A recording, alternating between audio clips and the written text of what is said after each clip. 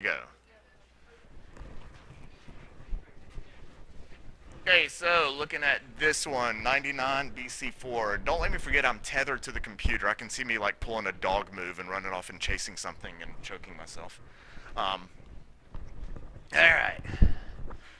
Okay, how did we feel about part A? Part A. Ooh, I have to be careful what I mumble under my breath. Sometimes I cuss y'all out really quietly and you can't hear me, but it's recording, so I can't do that today. All right. So f has derivatives of all order, blah, blah, blah. So they give you several derivatives. The third degree, remember that is not the three terms. It is the third degree Taylor polynomial about x equals 2. And use it to approximate that. Oh, can I stop for a second before we dive into this one? Yesterday, Matthew Picard asked me, so what in the world is a Taylor polynomial? And I said, well, there's the formula. And I pointed the formula on the board. And he said, no, I mean, like, why? Why do we do this? What does it mean? How does this happen? And so I gave him a very quick explanation. He's like, oh, that actually does make a little bit of sense. So I'm going to give you the same explanation I gave him as far as what in the world a Taylor polynomial is, and how it works. And this is not really going to be something you're able to use a whole lot of, other than it gives you a bit more of an understanding of what it means. So what a Taylor polynomial is essentially a tangent line on steroids. That's what a Taylor polynomial is. So let's say I have a function. So here's a function f of x, and it does something like that. Okay, so there's f of x.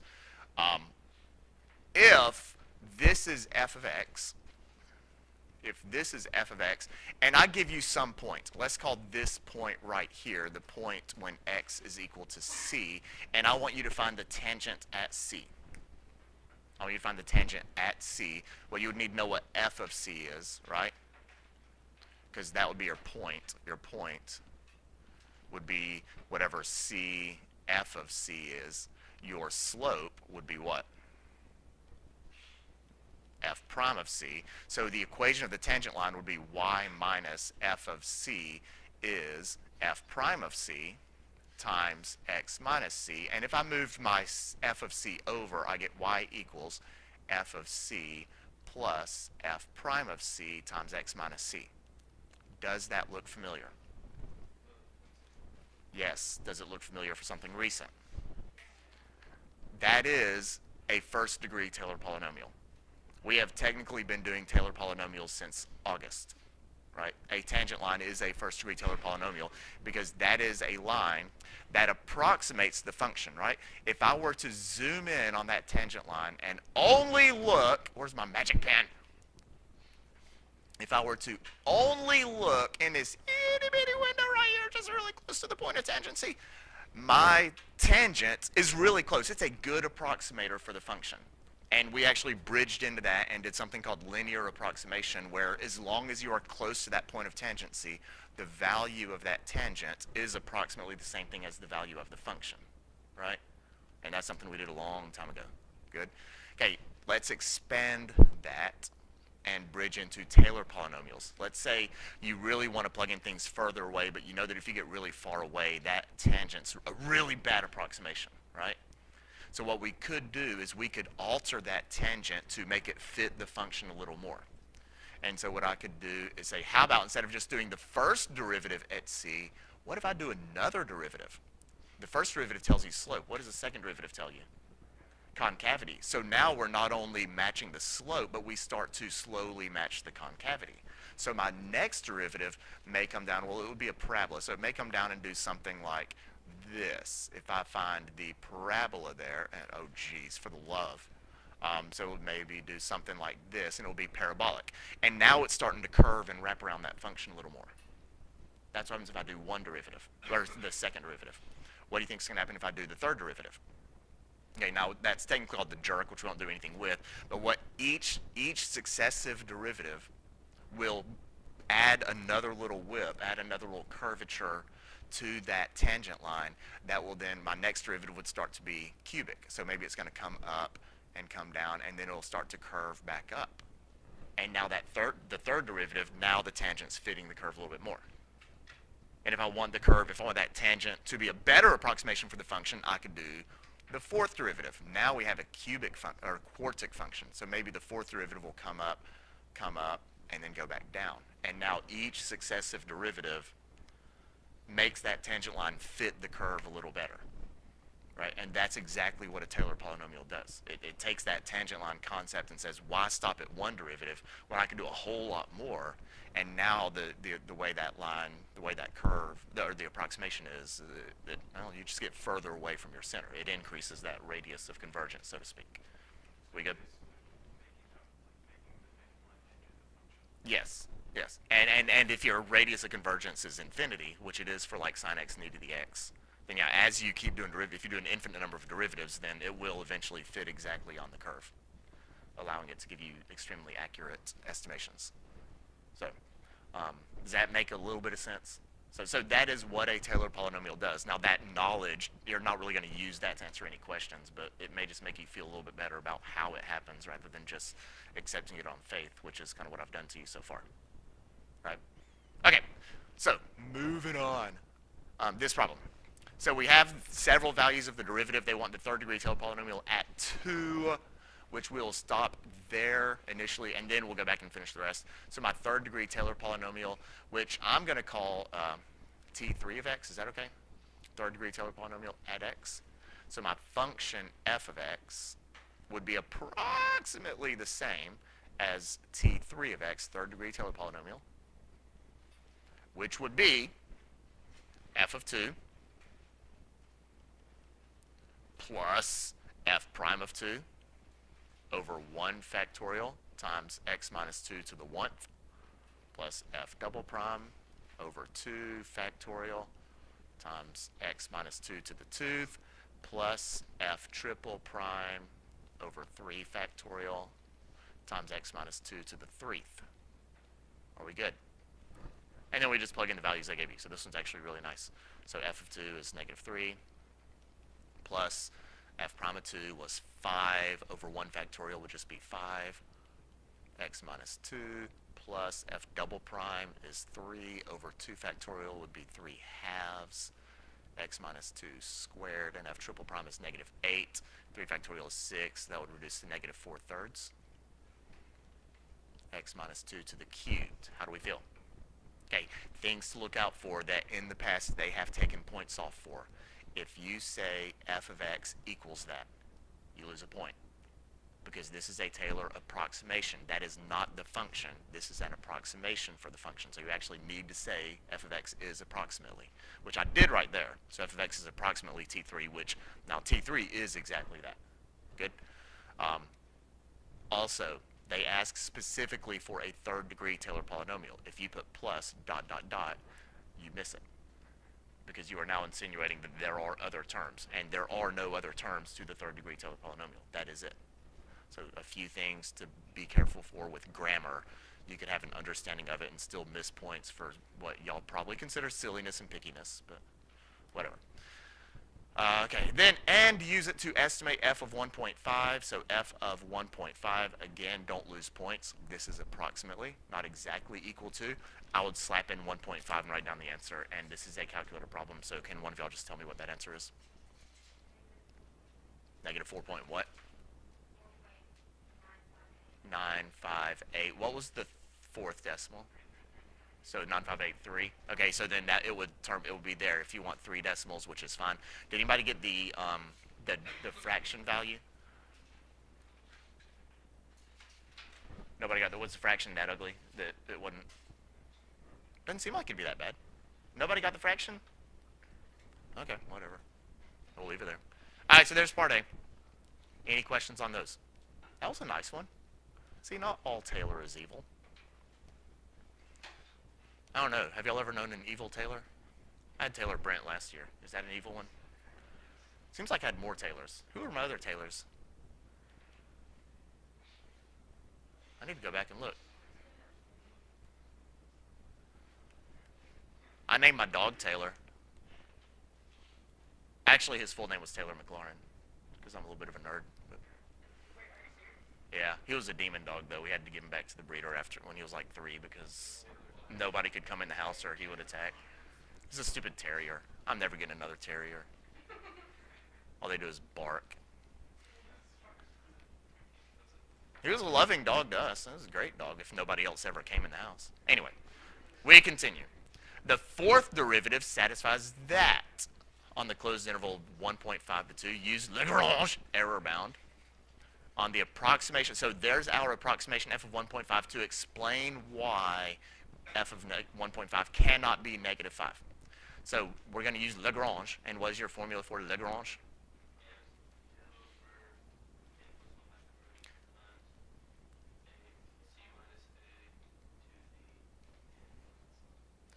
Absolute c minus a to the n plus 1. And this one, they make m extremely easy. What is m?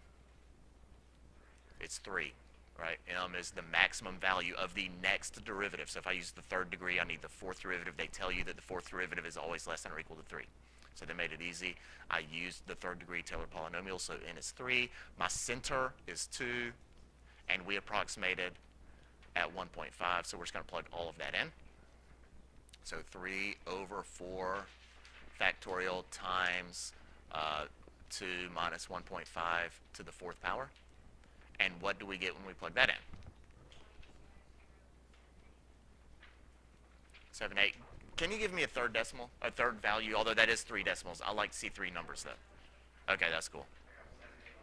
7, 8 what? 7, 8, 1, 2, 5? I'll go 781. Now, 3 decimal accuracy would be 0.007. I just like to see 3 digits. So that is my maximum possible error. The furthest away that approximation can be from the true value is that itty bitty decimal.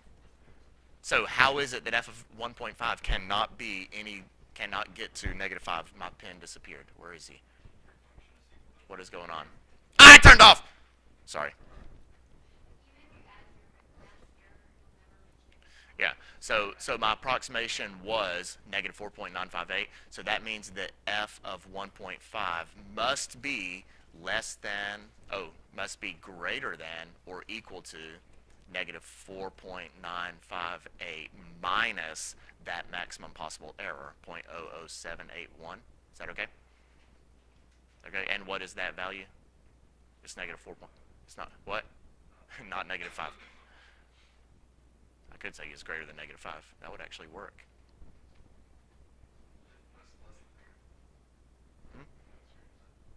No, my f of 1.5 must be greater, right? What is the true value of that? This is bugging me. Negative 4.963 or 4? Y'all suck. What are y'all doing? 4.966? I suck. That was horrible. Okay. Anyway. And then if it asked for the other end, we would add the maximum possible error, and then we would know that f of 1.5 lies between those two values, but it didn't ask us to do that. Good on parts A and B. Maybe.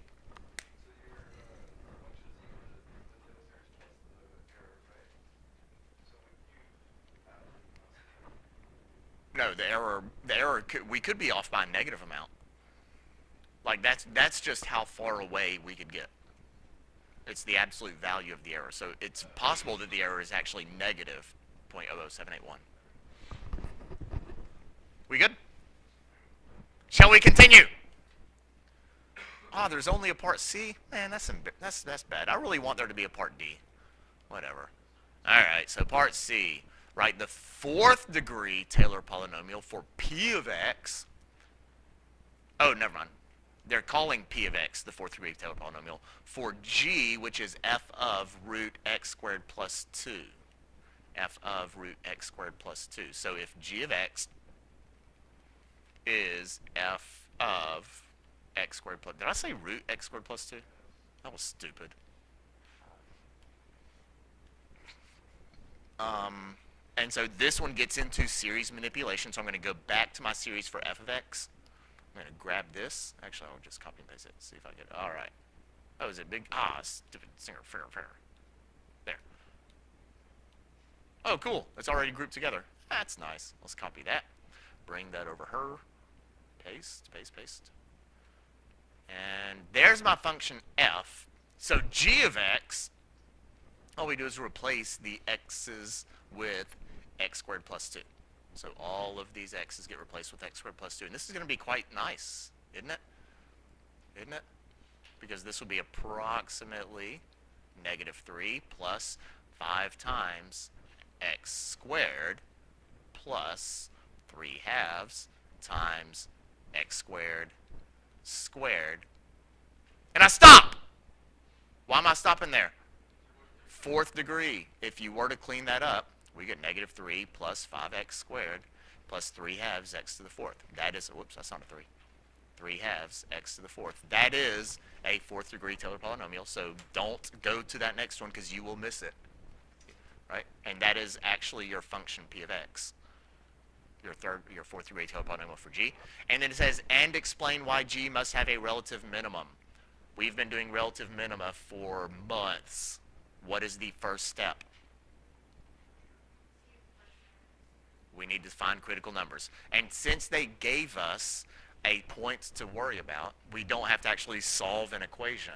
We just have to test. So step 1, show that g prime of 0 is actually equal to 0. We must establish that that is a critical number. How would I do that? Yeah, we're going to use p, right? And yeah, there is no coefficient. So we could say there is a 0 x to the first term, and the coefficient for x to the first is going to be g prime of 0 over 1 factorial, right? And that needs to equal 0 x's, right? And therefore g prime of 0 must equal 0. So step 1, x equals 0 is a critical number. We did it. Halfway.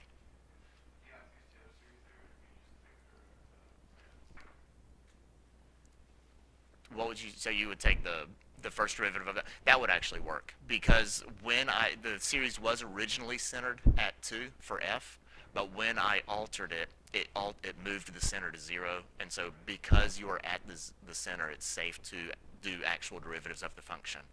But again, and I've said this many times, you will see a problem where they ask for like the value of the 20th derivative, and so you need to know how to use this technique.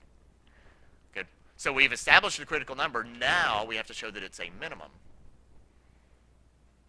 How do we show that it's a minimum? Yeah, and then we actually have two options. And so to show a minimum, option 1 is to show that the derivative, if you have a local minima, what's the derivative going to end up doing? Good. It's a good thing that we're still sharp with last semester stuff. Show that the derivative changes from negative to positive. That's called your first derivative test. If your derivative changes from negative to positive at a critical number, that would be a minimum. That's going to be really difficult because we don't have enough information to be able to evaluate g prime at places left and right of x equals 0. So the other option is your second derivative test. Show that g double prime, if you have a minimum, you must be concave down. So we want to show that g double prime is less than 0 at the critical number. Right? So that's the option we're going to have to go with here. So g double prime of 0 over 2 factorial times x squared. That's your formula for your x squared term. That's going to have to give me my x squared term of 5x squared. Oh, a minimum. Yeah, you're right. Thank you. So we need to show the second derivative is positive, right? So that means g double prime of 0 over 2 has to give me my value of 5. That means g double prime of 0 is equal to 10, and 10 is a positive value. Therefore, g has a minimum at x equals 0 by the second derivative test. How does that make you feel?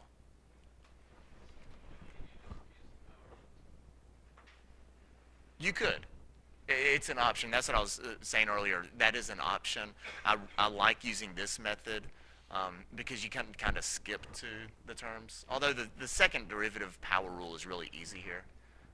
And as long as you are at the center, that's the thing you have to make sure you're working at. If you are at the center, then your Taylor approximation and all of its derivatives do give you exact values of your original function. So that is a legit approach. Just know that you will see a problem where it's going to ask for the value of the 20. I think there's one specific problem. I need to find it where they ask for the 22nd derivative. And so you're definitely going to want to skip to their x to the 22 term and figure that out. Good on C? Good on C? What is B, or the second one? 2004 BC2. That would also be a calculator problem. I'm going to give y'all a few minutes. See what y'all can do with that one, okay? I'm going to pause the recording. This is exciting. That was 20 minutes? How fun. I'm going to have to go home and watch this.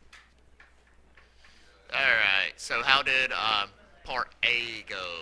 I'm hoping A was easy. We've done plenty of these. F of 2 is going to be 7 right there. F double prime of 2 over 2 factorial times x squared would have to give me, oh, it's x minus 2. Whoops. Would have to give me my x minus 2 squared of negative 9, x minus 2 squared term over there.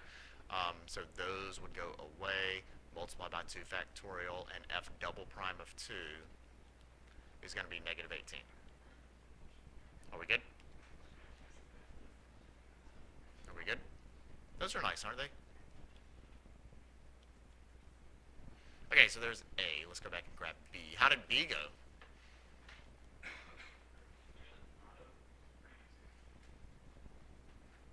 Okay, first let's address the yes or no part of this. Is there enough information to determine whether there's a critical point at 2? Yes, because we are at the center. And when you are at the center of your series, your Taylor approximation does give you exact values. So the answer is yes. If not, explain why now. Do it! Okay, that should probably be a T. There, why not? Okay, if so, determine whether f of 2 is the relative minimum, maximum, or neither, and justify your answer. So that's also a fairly common question. So we're going to have to first establish that f prime of 2 is 0, and f prime of 2 is going to have to be 0, because f prime of 2 over 1 factorial times x minus 2 would have to give me my x minus 2 term in the series, which there is none. And therefore, f prime of 2 is 0, so we've established that 2 is a critical number. Now we need to establish whether it is a max, min, or neither. Oh, this is going to be easy. Why is this one going to be so easy? Yeah, f double prime of 2 was in part A, right?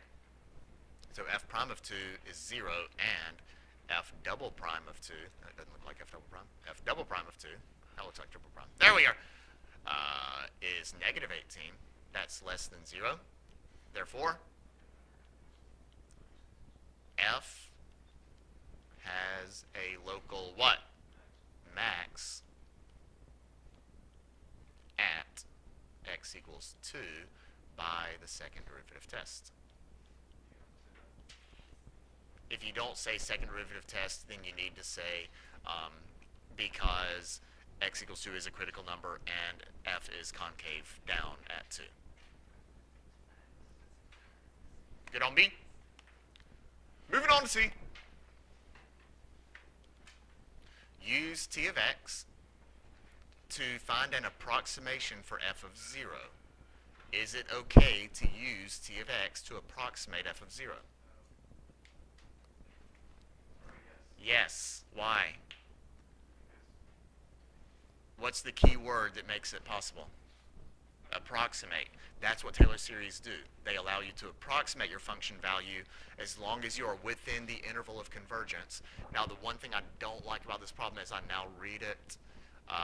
It does not tell you that we are inside the interval of convergence. So I need to go back and read this problem as it was written on the AP exam that year.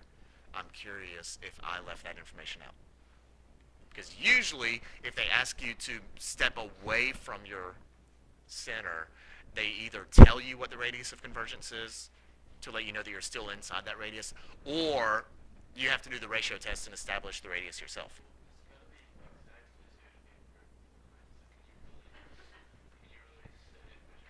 Okay, yeah, now the rest of it we actually can't do. But we can get an approximation for f of 0. Right. So f of 0 would be approximately t of 0, which would be 7 minus 9 times negative 2 squared, which is 4, minus 3 times negative 2 cubed, which is negative 8. And so that would be 7 minus 36 plus 24, which is negative 5. Are we good? We good? I want to look up this question really quick and see what kind of wording they used. So here's the problem. They tell you, it looks like I got it exactly right, because I did hand type it again. I didn't just copy and paste. They really need to improve copy and paste capabilities for PDFs. It's kind of frustrating. Anyway, so f is the derivative of all real numbers, third degree Taylor polynomial centered at 2. Is that, so blah, blah, blah, blah, blah, blah, blah, blah, yeah. Yeah, so I'm guessing we just have to work with the assumption that we are inside the radius. Also, they didn't say, is it okay to find an approximation for f of 0? They said, use the series to estimate, right? So they kind of, that the wording kind of implies that we are in the radius of convergence. Although I don't like that they still left that unclarified. But whatever. All right. So back to the problem. That's not the problem. Here's the problem. Okay, then for the rest of it, so all of that was the initial part. Is there enough information given to determine whether f has a critical number at 0? If not, and then the same thing as part B. Is there enough information? No. Why not? Yeah, we have now stepped away from the center. The only value for which your Taylor polynomial gives you exact values is your center. And so not enough info. Not enough info. The center is 2. That's not a 2. I don't know what that was. Center is 2. And Taylor series, I'll say t of x, is only exact for f of x at x equals 2. And maybe I'll kill it dead. And 0 is not equal to 2. Actually, that's not necessary. You don't have to establish stuff like that. Are we good? Are we good? Now, I am curious on their wording. Let's look at their grading, since I have the grading criteria pulled up. Let's look at their grading. Part A was only 2 points. Part B. Okay, you know what? Who asked me earlier if I had to write the second derivative test?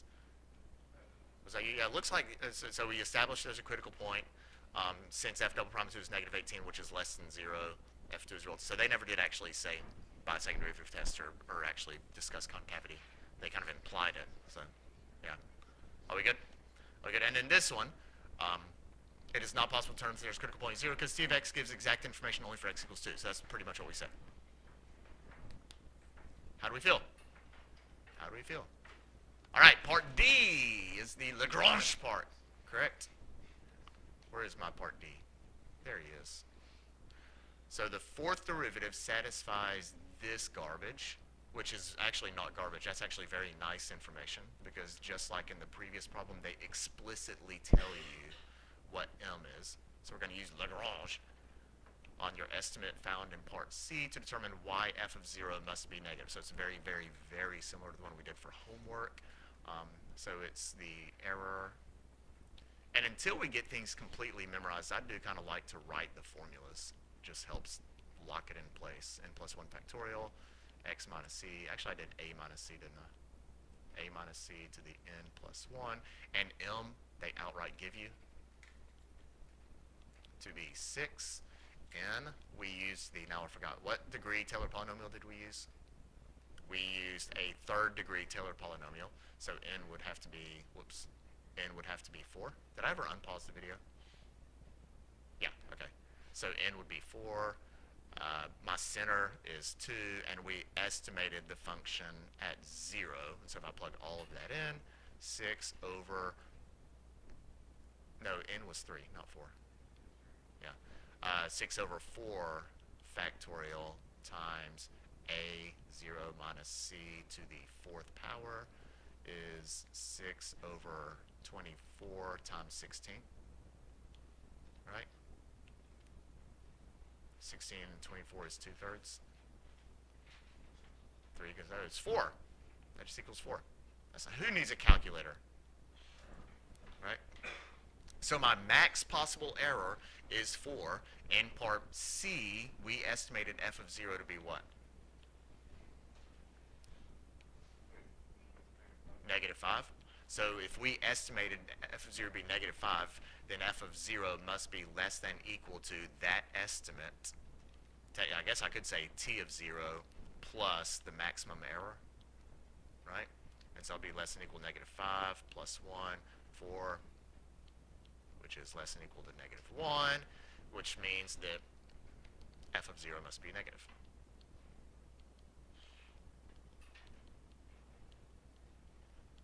We good there, Danielle?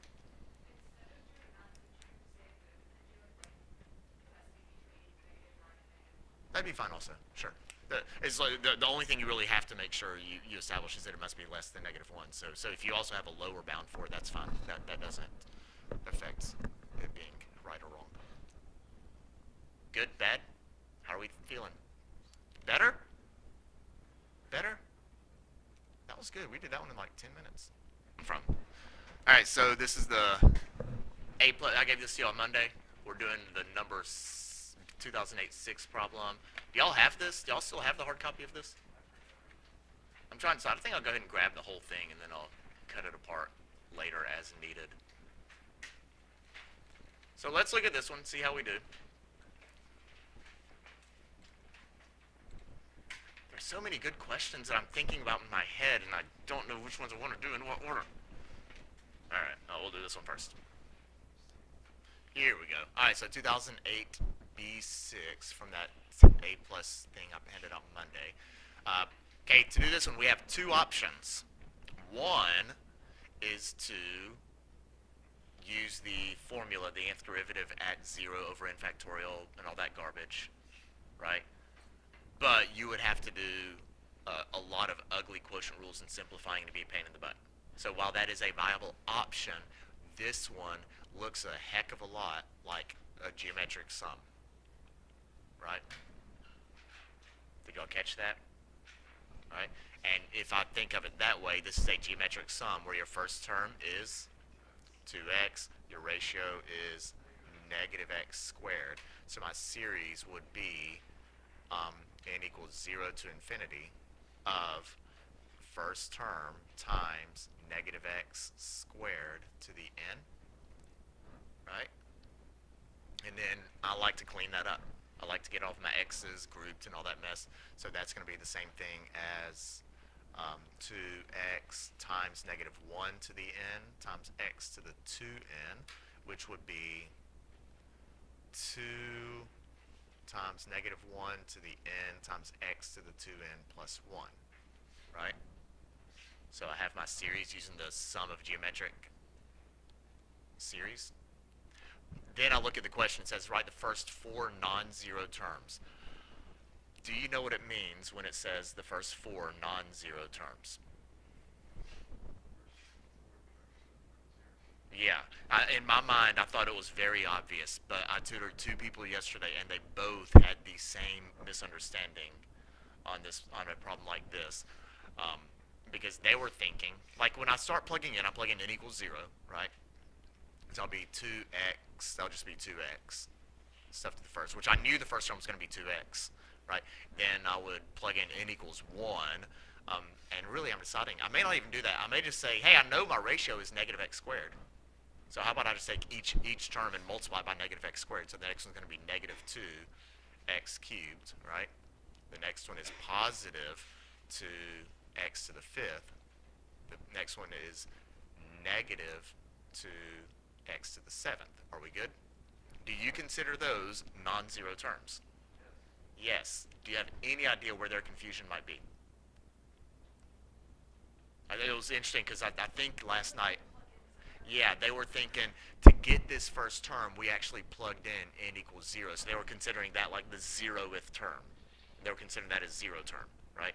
When they say non-zero, they mean the first terms that literally are not equal to 0 unless 2x is not exactly equal to 0, right? And now it could be if x is 0, but It's not always equal to 0, right? So those are the first four non-zero terms. Then it says the general terms, and I'm going to do plus dot dot dot dot plus now my general term, which is that 2 times -1 times x to the 2n plus 1, or any variation of that. You could have used 2x times -x squared to the n, whatever. This one, I like that one because that's easier to manipulate if later on in the problem we have to do something with it. Did I screw up? Oh, I left out my n. Thank you. How do we feel? How do we feel? All right, so part B. I basically wanted to kind of stop you for a minute to talk about part A, because if you do part A wrong, you're screwed the rest of the problem, right? Probably, I say that. Probably screwed the rest of the problem. Do y'all want to go ahead and talk about B, or do y'all want a minute to finish it, or what? Or have you already finished it? Do you speak English? All right, part B. Does the series found in A, when evaluated at x equals 1, converge to f of 1? Explain why or why not. It's a ratio test problem, right? Oh, you know what? That is right. Thank you. It's a geometric series. Now, ratio test was not a wrong answer. It's fine to do the ratio test, and usually when I'm doing convergence for a power series, I default to ratio test, but this one is geometric. So this is a geometric series with the ratio equal to -x squared. When x equals 1, your ratio is -1 squared, which is -1. And the absolute value of that ratio would be the absolute value of -1. That is equal to 1. Therefore, the ratio, therefore it would diverge.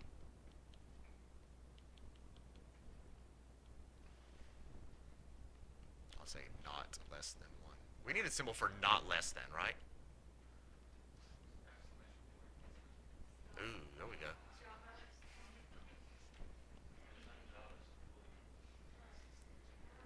What's the, what about like C# and stuff like that? Do y'all know that one? I think C++ is different than C#. Yeah. I had a summer I had a summer job a couple of years ago where I was tasked with taking this huge, like, 47,000 line code and transcribing it into a different code, and I didn't really know much about either language. It was fun. I did my best. I mean, there's a lot of converters online, so I did a lot of copying and pasting and just hoping that the website was right. So, anyway, yeah, that's really all IT and technology is being able to efficiently Google your solutions. It's also not being afraid to screw things up, right? Like there's a certain risk factor you have to embrace with technology. Good on B? Explain why or why not we did that. Should we go on with C?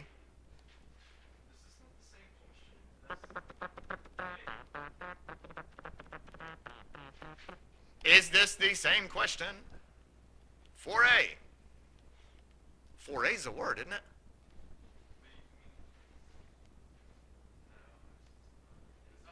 It isn't?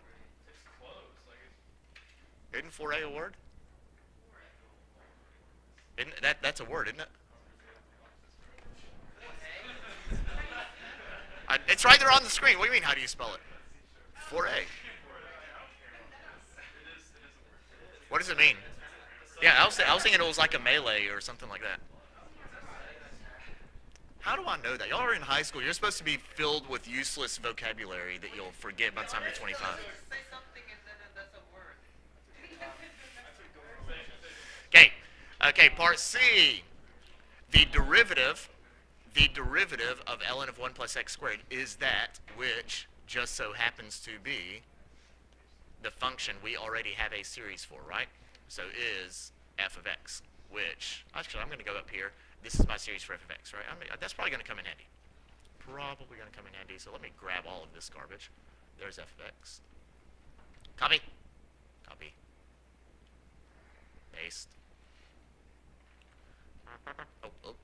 Oh, wrong one. There we go. So there's f of x. careful. F of x is approximately that. All right, so that's the derivative of that. Right, the first four non-zero terms for this. So the question I heard a minute ago was, isn't this the exact same question as part A? No. Why?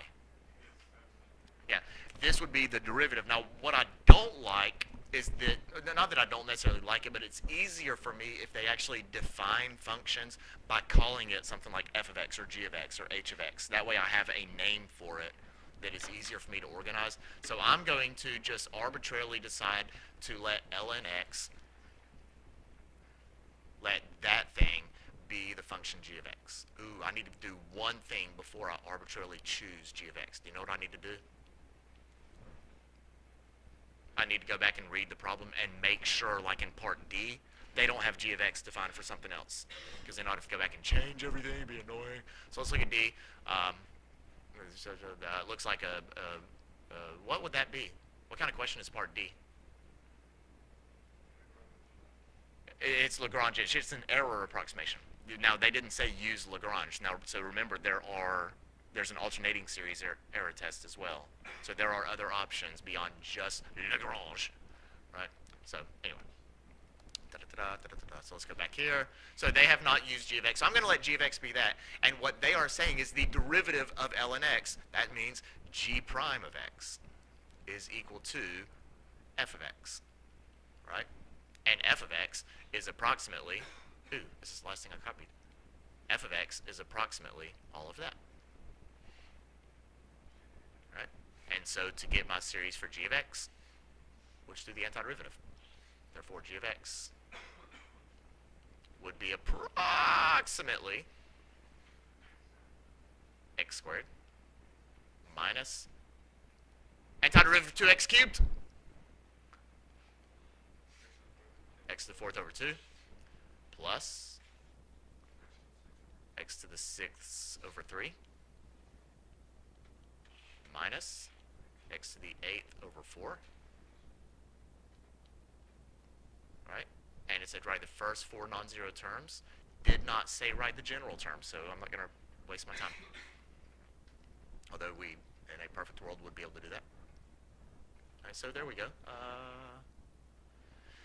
You know what I don't like about this problem? Oh, yeah, this is a good one. Now, it turns out if we stopped, we get the right answer. But do you know how we're getting lucky?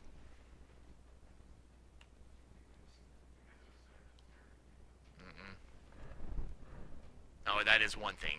It is centered at the right place, so that's something to be thankful for. But that's not what I'm thinking about. There could be a what? No, there could not be, but you're getting closer. We did a general antiderivative, didn't we? There could be a constant.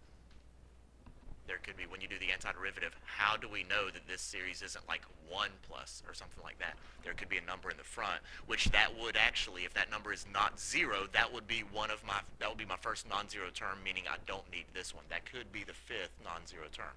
So we have to ensure that that constant is 0. How could I ensure that that constant is supposed to be 0? Yeah, we actually have we know exactly what g of x is, right? So I would go up to g of x, and I'll say, okay, what is g at my center? What is g of 0? It will be the natural log of 1, which is 0, right? And so if g of 0 is equal to 0, because 0 is the center, that means the Taylor approximation at 0 should also be 0, right? Therefore, the c would have to equal 0 in order to guarantee that g of 0 is 0, so we don't need it.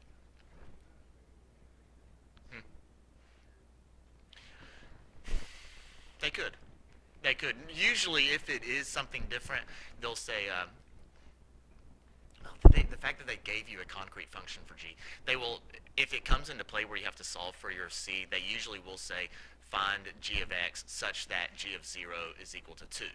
And they'll actually explicitly say g of 0 needs to be this, which hopefully will trigger some reminder, oh, I need to make sure that g of 0 is 2. The fact that it wasn't explicitly mentioned here means you have to think of that on your own. Evil? A little bit. Number D.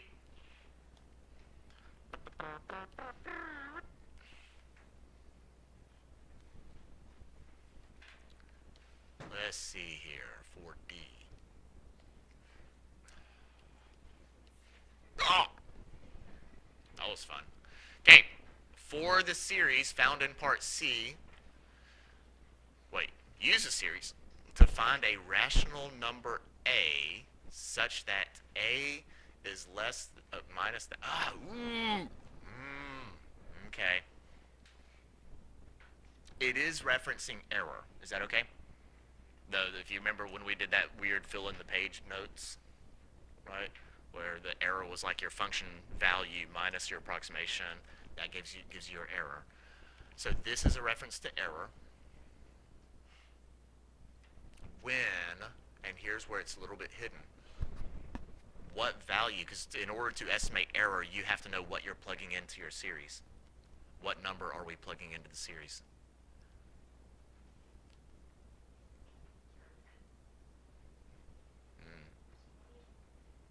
Okay, what we need to do is figure out, see, we're going to use this, ln of 5/4. That is the actual function, right? ln of 5/4 needs to be achieved with the function ln of 1 plus x squared, right?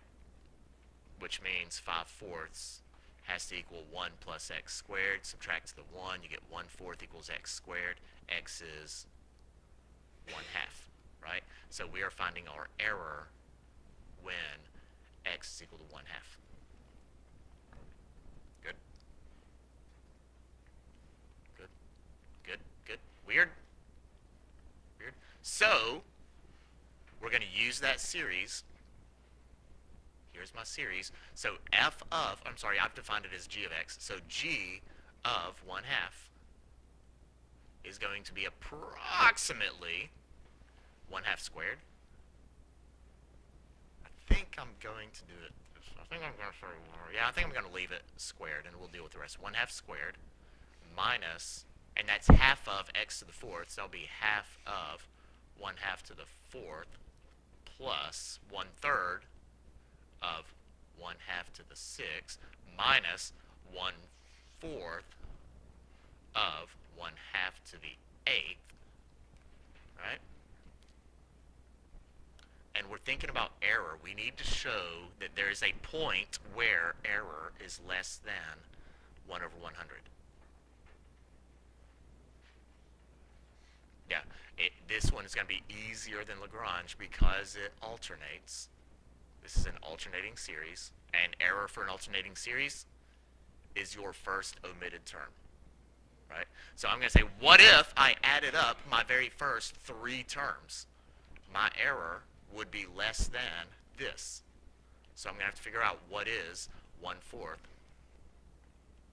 of 1/2 to the 8th. What is 2 to the 8th? 64, 128, 256, 512, 74, 2, huh? Is it 256?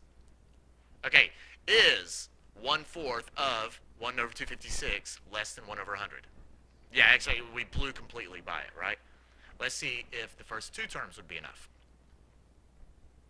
1/3 of 2 to the 6th is 64.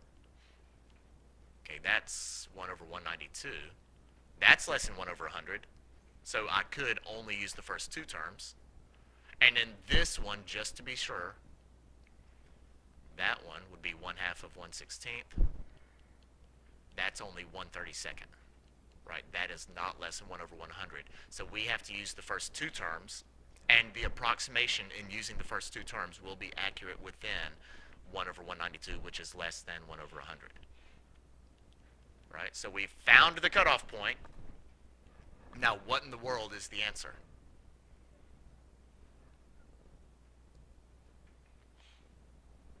What would A be? Because we're trying to find A. I really wish they said how many terms are needed, because then we could stop and say there are 2 terms needed. But they didn't ask that. They said find A. So what is A?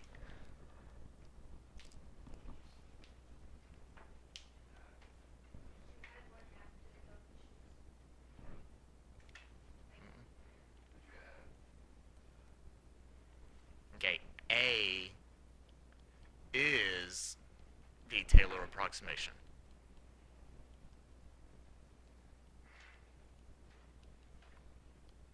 For g of 1/2, right? Okay, so we're going to get some value that approximates g of 1/2, right? And what we established here is that the approximation we need to get that approximation, we only need to use the first two terms, because that third term was less than 1 over 100. So A is going to be whatever the value is of 1/2 squared minus 1/2 of 1/2 to the fourth. That value is A, and that value will be accurate. It will have an error less than 1 over 100. Good? 1/4 minus 1/32 cleans up to, that's not a 2, 7 over 32. There's your A value. Yeah? Yeah? That's tough. That's tough, isn't it? The good news is we're not done, because now we have to justify our answer. Isn't that exciting? What do you think the justification would be? So the justify. Yeah. So yeah, and we have the good news is we've already shown that. Like we have on paper that 1 over 192 is less than 1 over 100. I'm going to justify it by writing the statement, the error, or I'll say the max error in using two terms of an alternating, a convergent alternating series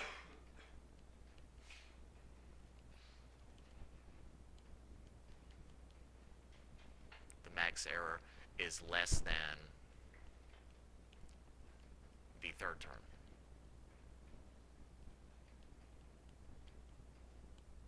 And we've shown in our work that the third term is indeed less than 1 over 100, so there's your final justification.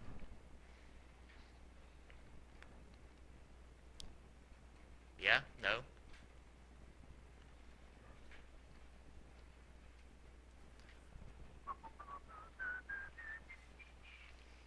Okay, now, we're really bogged down with part D. Do you remember doing parts A, B, and C?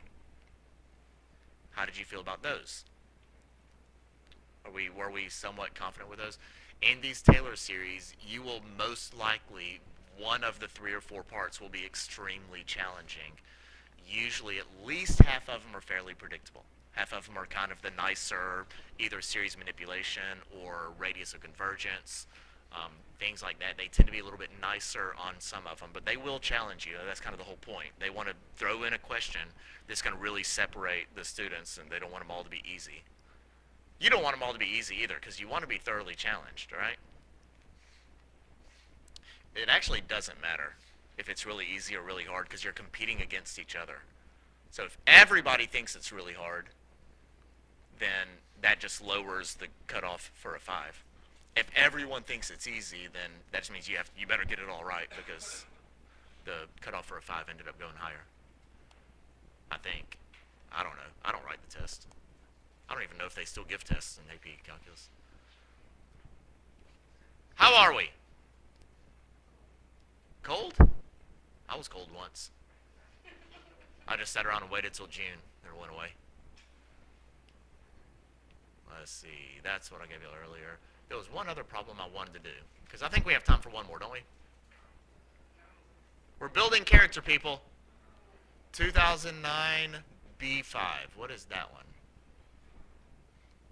Oh, I need to go forward a page. 2009 B5 from that same A plus packet. Where is 2009 B? There's 2009 B6. Those are multiple choice answers.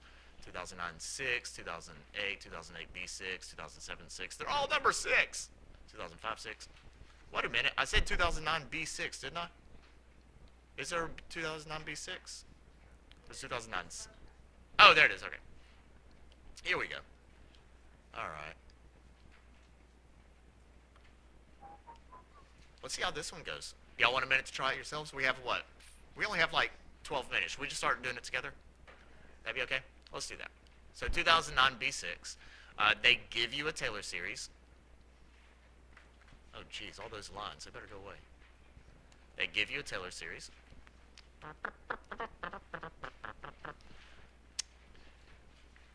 There. Okay, here, oh, they just say for all real numbers for which the series converges. It doesn't tell you the series converges for all real numbers, right? It just says there is a set of numbers for which the series converges. Question A is to find that set of numbers for which the series converges. How do you find the set of numbers for which a series converges? Ratio test, right? Limit as n approaches infinity of the absolute value of x, oh, that's not an x plus 1 to the n plus 1 over x plus 1 to the n. Are we good? That cleans up really quick. That's just x plus 1. What? What is the limit as n approaches infinity of absolute x plus 1? It's just absolute x plus 1, right? There are no n's in there. The absolute x plus 1 would be considered a constant in the world of that limit. When does a series converge by the ratio test? When that answer to the limit is less than 1. So now you have to solve that inequality. Negative 1 needs to be less than x plus 1 needs to be less than 1. Subtract 1, negative 2, less than x, less than 0. How do we feel? I wrapped that up really fast. Good? Good. Are we done? No. Because you have to test the endpoints. Unless, that doesn't seem right. Negative 2, oh, yeah, that is right. Okay. Unless you are paying extremely close attention to the function, because I would not have ratio tested that. I would not have ratio tested that. It's not wrong. It's not a, I mean, it is a power series, but that's not what you meant to say. It's a geometric series, right? It's basically a number to the n power. Or you could have recognized this is a geometric series with your ratio equal to x plus 1. And when does a geometric series converge? When the absolute value of that ratio is less than 1. Does that look familiar? We already know that's going to solve to negative 2, less than x, less than 0. Now, what's the main advantage to having recognized it as a geometric series versus ratio test? There is a huge advantage. Yeah. The endpoints will not be included, right? Because if your ratio is 1, which happens at negative 2 and 0, the geometric series has a ratio of 1, it will diverge. This is your interval of convergence. If you go ratio test, you then have to go on and establish that it does diverge at both, right? Good? Good. And they're both valid. There's absolutely nothing wrong with doing the left side other than it takes a little bit extra time. Good? Right. To test the ends, yeah, I'll go ahead and slap that down real quick. So I'd have to test x equals negative 2, which would be the series of negative 2 plus 1 is negative 1 to the n. That one's going to diverge because it's a geometric series with the ratio of 1. If x is equal to 0, you have the series of 1 to the n, which is just going to be 1 plus 1 plus 1 plus 1 plus 1 plus 1 plus 1 plus 1 plus 1 plus 1 plus 1 plus 1 plus 1 plus 1 plus 1 and a few more ones, and it will diverge. Right? So testing the endpoints, it's not like it would be exhausting. It's just annoying. Right? Good. Number B. I probably should go to another page on that one. The power series. Wait a minute. Oh.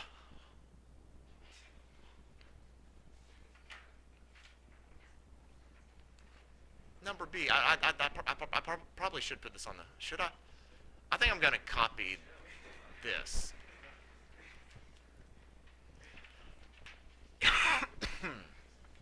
Where's my. There it is. Let's see here. Cut. Over. Paste. Okay. So.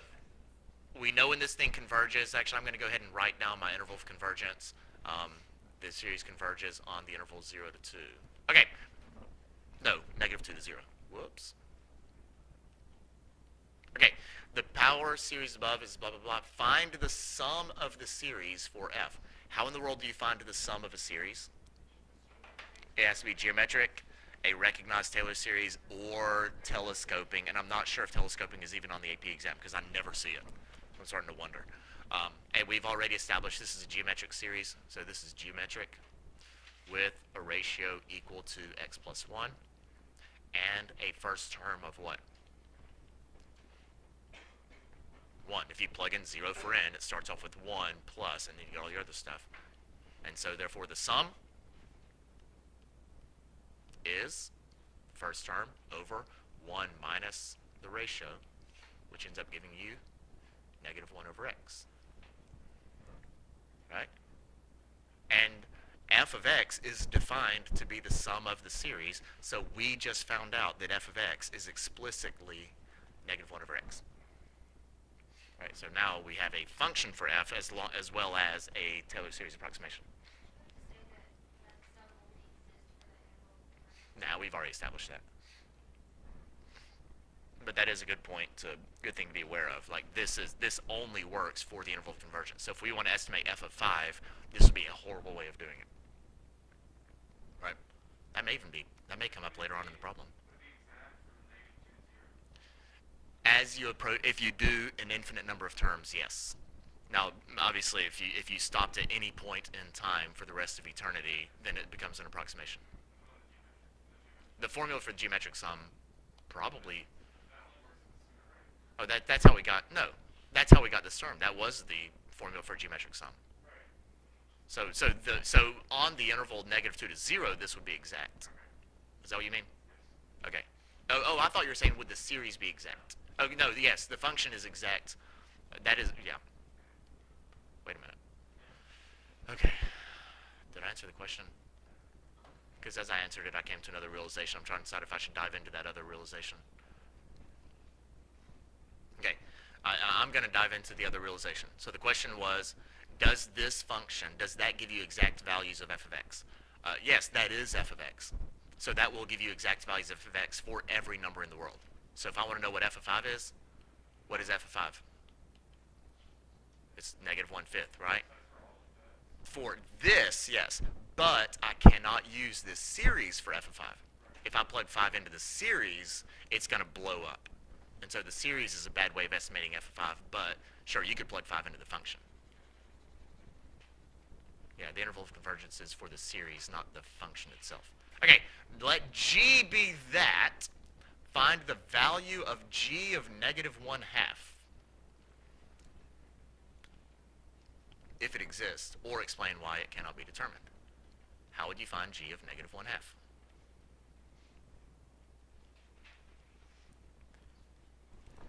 This is one where your brain is probably too mushy to figure it out because it's really easy. Yeah, we know what f of x is, right? G of x is the area from -1 to x, so this is going to be the area from -1 to -1/2 under the function f, and the function f is -1 over x. Now to be technical, they did say f of t, so f of t will be -1 over t. And so we need to evaluate that integral to get g of -1/2. So it's barely even a series question. That's more of a fundamental theorem of calculus question. You just have to tie in what we did in part B. What's the antiderivative of -1 over t? Oh gosh, that should have been answered a long time ago.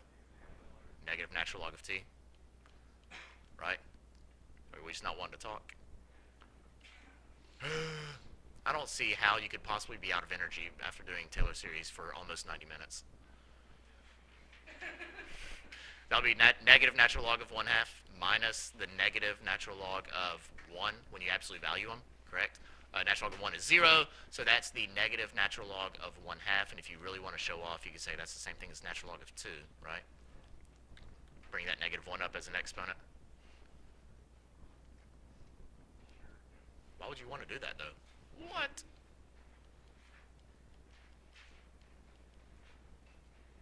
That's positive 1/2. Good. Do we have time for D? Let's do D. Do D. Do D.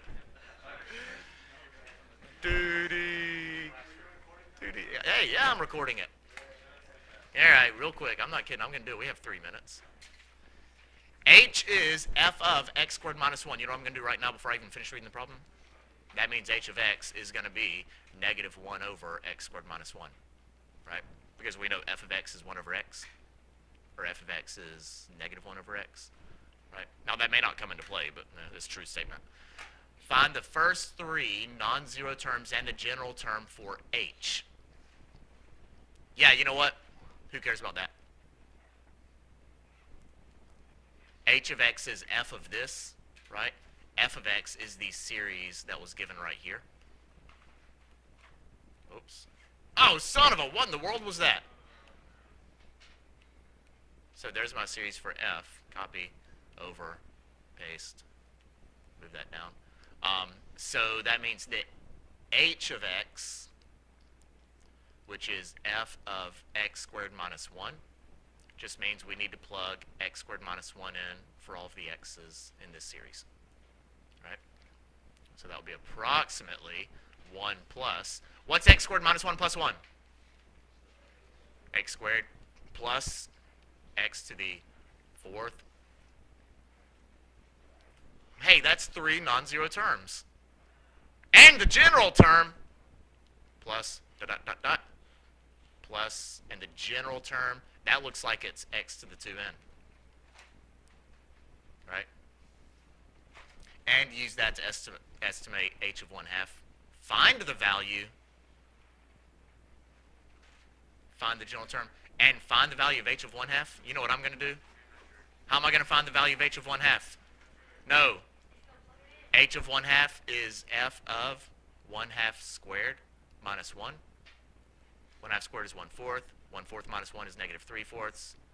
And f of x, we've already established, was negative 1 over x. That's going to be negative 1 over negative 3/4, which will be 4/3. Right? They didn't say use the series to find the value. By the way, also, find the value is not saying estimate. The series would give you an estimation, not the actual value. Hey, we finished that problem. Don't we feel accomplished? I don't understand what's not to love about this. You kids